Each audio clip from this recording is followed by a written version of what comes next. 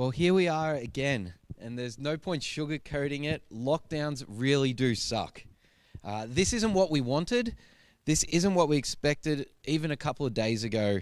Yet here we find ourselves again in this place of uncertainty, and we don't know how long this is going to last. I don't know where you're tuning in from today, but I thought I'd let you see what it looks like from here. The reality is, this is not what we desired, and it hits hard. As a church community, we know some people are doing okay at the moment. They're getting through, while others are finding life really difficult. We have some people who are out of work at the moment. Some people who run businesses that are just scraping by. We have some people who are facing some serious medical conditions or no family members who are going through them, and they're isolated from their loved ones. We've got people in our community who are meant to be celebrating major life events, be it weddings or birthdays or newborns, and they can't celebrate that with their families or friends. And then there's online school. And with all of these comes the mental health struggles and the prolonged feeling of isolation that keep drawing that out. And as a pastoral team, we know that life is hard for many people in our community. We're in the thick of it with you guys. We're going through the same thing. But we want to let you know this morning that as a community that we are here for you. Then there is a number in the top corner of our video. If you want prayer or support, feel free to contact that number. Or you can get in contact with us via our church app, via email, or call the office and leave a message, and we'll endeavor to get back to you as soon as we can. Even if you want to, you can, and you're watching this live, you can drop a message in the chat. And we've got some of our team members who are there now who'd love to connect with you and support you. But today we're going to hit a pause on our Isaiah series for 1 week so we can catch our breath. And we want to do this in light of the events of the last couple of days and the uncertainty that we face. And I want to start today by asking a question: where are you right now? Like, if we're honest with ourselves, what are we feeling? What is this doing to your outlook on life? What's happening in your faith and your confidence in God? Maybe for some of you, this season has raised questions of doubt. Maybe internally you're filled with frustration. And maybe for some of you, some questions have come out of this. Over the last couple of weeks, I've spent a lot of time talking to people on the back of Lockdown 5, and almost unanimously, they've identified 3 things. Firstly, a feeling of lack of control over the events of their lives. Secondly, an uncertainty and lacking the ability to even plan for anything in the future, because what we'd normally look forward to, whether it's holidays or events, these things seem to be continually being stripped away from us, and they could just go in any moment. The third thing that people have been sharing is this sense of personal loss, where they don't have a purpose. They don't know what they can contribute anymore, because all the things that they felt like they could contribute in or they can participate in seem to be being taken away. And if I'm honest, there have been times for me that I've felt all 3 of these emotions. Like for Megan and myself, we continually trying to work out how we can have a holiday or a break together. And we were reflecting the other day that the last time we were able to get away was for 3 days. And that was in April of 2020, over 12 months ago since we were able to get away together. But what astounds me more is in the middle of these things, everyone going through these emotions, there seems to be some people who seem to be able to rest in the midst of this, who seem to be able to weather the storm and say, it is well, I'm okay, I can get through this. And this morning, against the backdrop of these emotions, against the backdrop of this reality, I want to share the 3 main secrets that I've heard these people share about. How they've been able to find this rest and hope in this storm. And I'm hoping to be able to share those as a way of comfort and strength for us as a community. So in doing that, I would love to, if we could turn to the life of David and use that as a story to look at this for us this morning. And we'll pick up this story from 1 Samuel chapter 22. And here it reads, David departed from there and escaped to the cave of Adullam.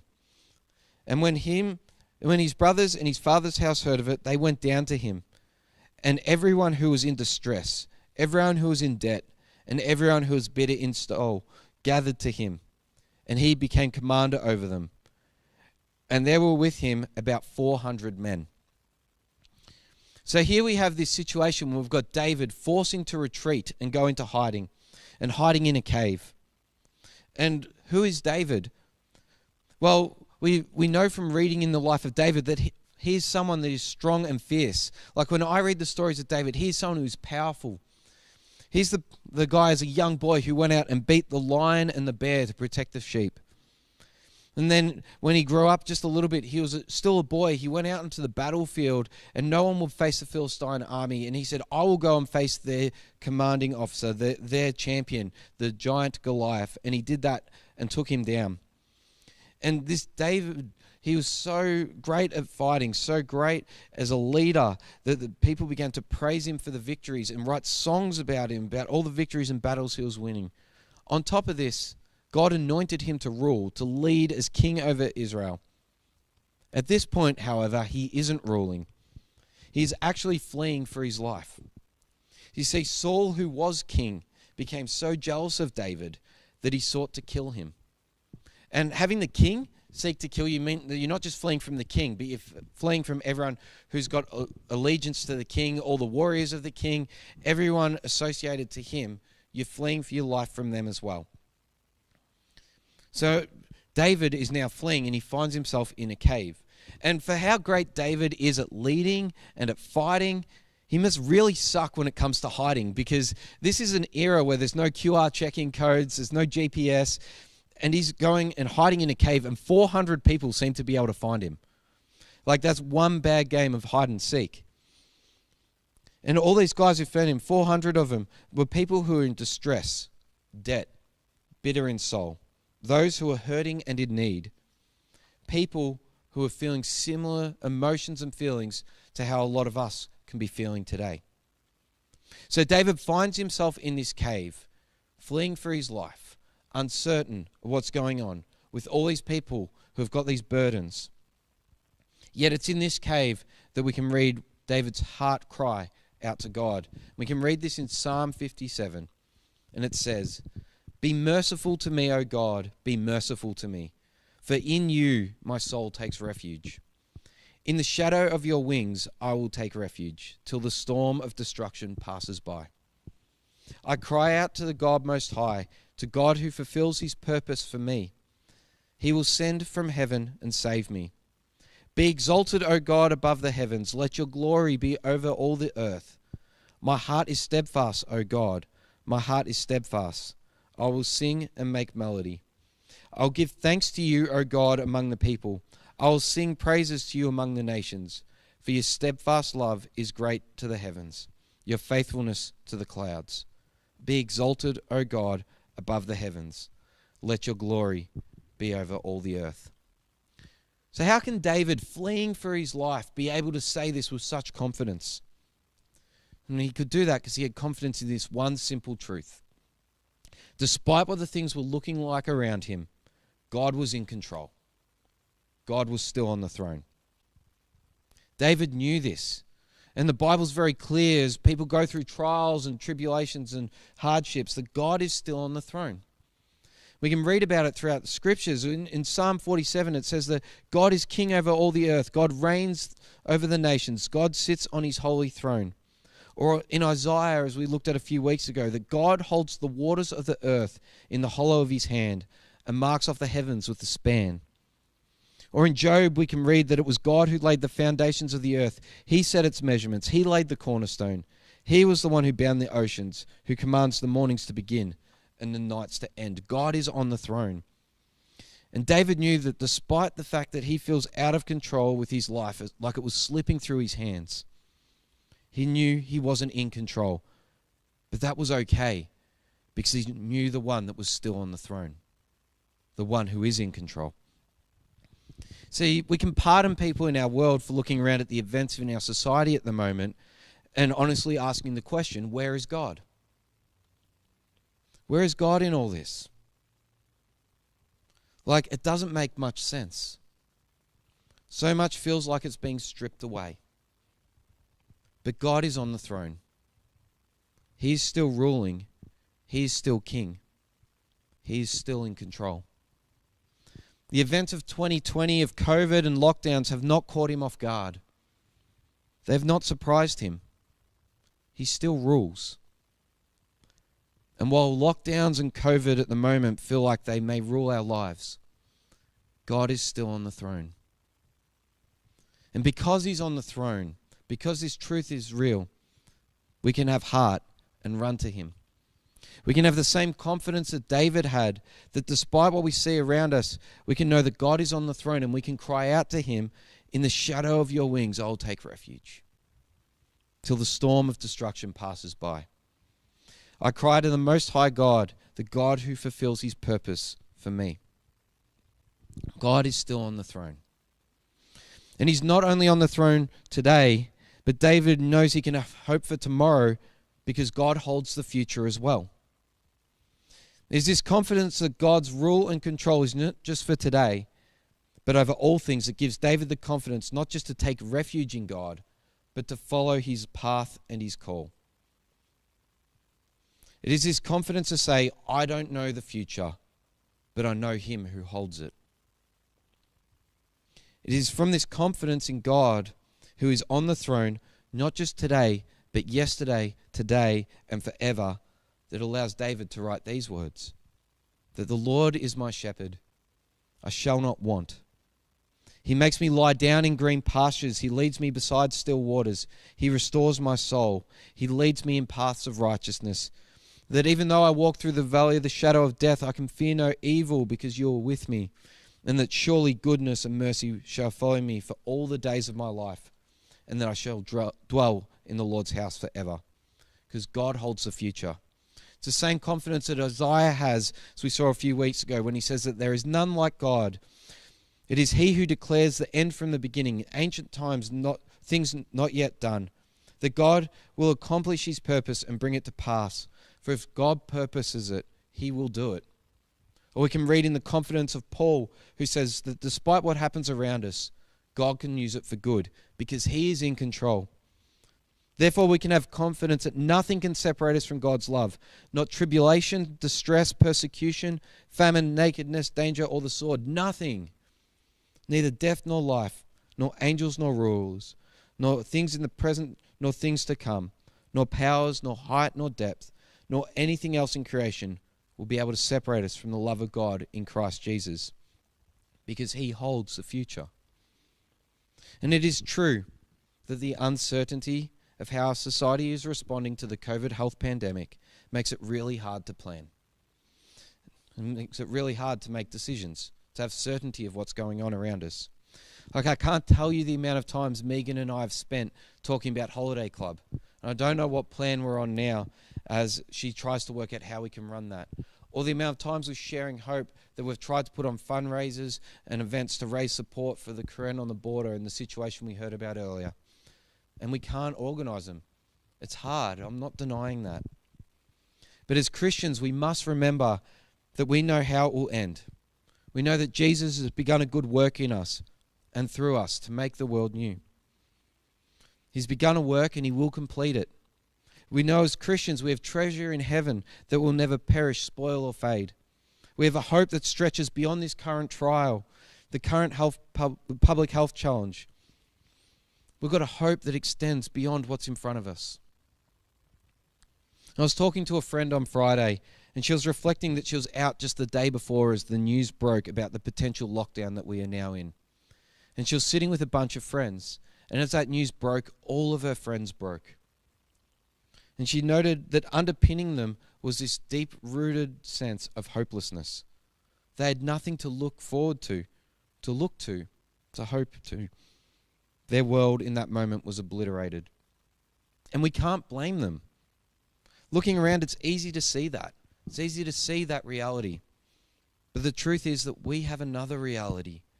We have the reality that God is on the throne, that he holds the future.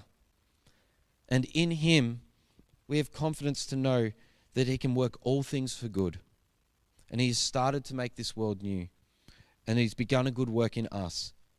And that we have hope for tomorrow. And that gives us a confidence for today. We know that we don't need to know the future because we know him who holds it.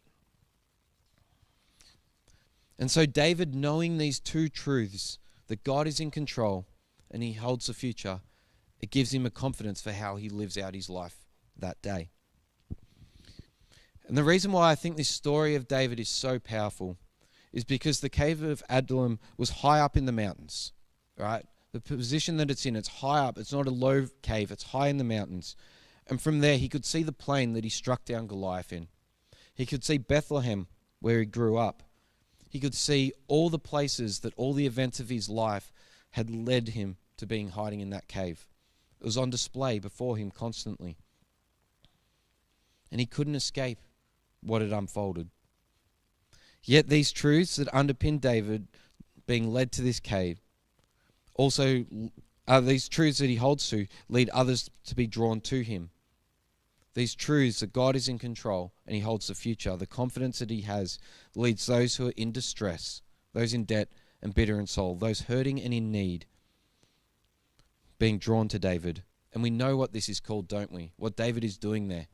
He's pastoring, not in the title, but in the verb, the action of pastorally caring, of looking out for others, of caring for others. And you know, when we live with this confidence that God is on the throne and he holds the future, it begins to radiate out hope in our lives. And there's something attractional about that, something that transformative about that draws others to it. In 1 Peter records these words. He says, "Always be prepared to give an account for the hope that is in us, and do so with gentleness and respect." And what strikes me about Peter's account of this is, for this to happen, two things are required. Firstly, we need an underpinning of hope. Say something like the fact that God is on the throne and he holds the future, and we can hope in that. And the second thing we need is a reason for others to discern we have that hope, which might be something like, why do you have hope when I've got none? Why are you so different? Why is your outlook different? We need to be prepared to share this hope that we have.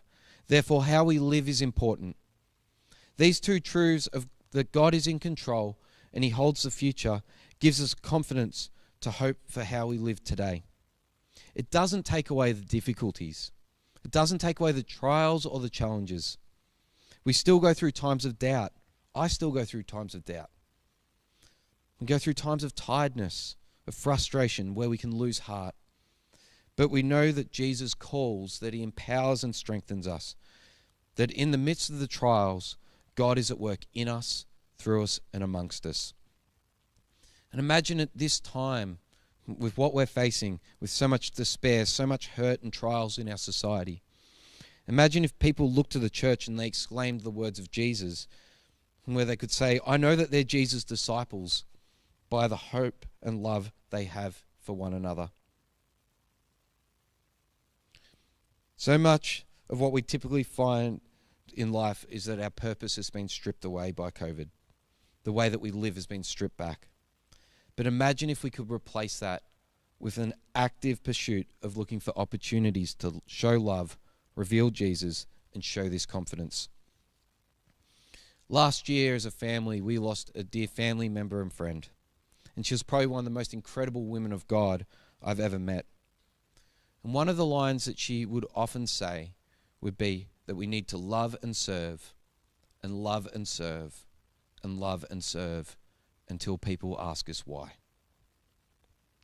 The confidence that David had allowed him to be doing this for 400 people who sought refuge with him in the cave. This is the light that we can shine forward that allows us to show the hope that we have. We can respond in the way that the world does. It is understandable to respond that way, even justifiable to respond that way. Or we can take heart knowing that God is on the throne. He's still on the throne, that he's holding the future. And we can have confidence for today so we can love and serve and love and serve and love and serve until people ask us why. And then we have an opportunity to share. So where does this leave us for today? Yes, we are living in a challenging time. We are being tested. We're being pushed. But this test is really a test that we can take, that I've been taking personally, to go, how am I going in my faith? How am I responding? How are we responding? Like, are we moving towards God or away from God? We need to look at our answer to this question with a compassionate curiosity. What do we need to understand about our faith? Like right now, do we see that God is on the throne? Can we trust that He's holding the future? Does this give a confidence for how we are living today? Now, if you're struggling with any of these questions or anything else from these lockdowns, can I encourage you now, as I did at the start, to get in contact with us, either by the number in the top of the screen, or reaching out through our church app, email, or calling the office, or reaching out in the chat function if you're watching live, and we'd love to pray with you, support you, and explore this with you. But in summary of what I think God has been saying is that we can have hope. We can say it is well in the middle of these trials.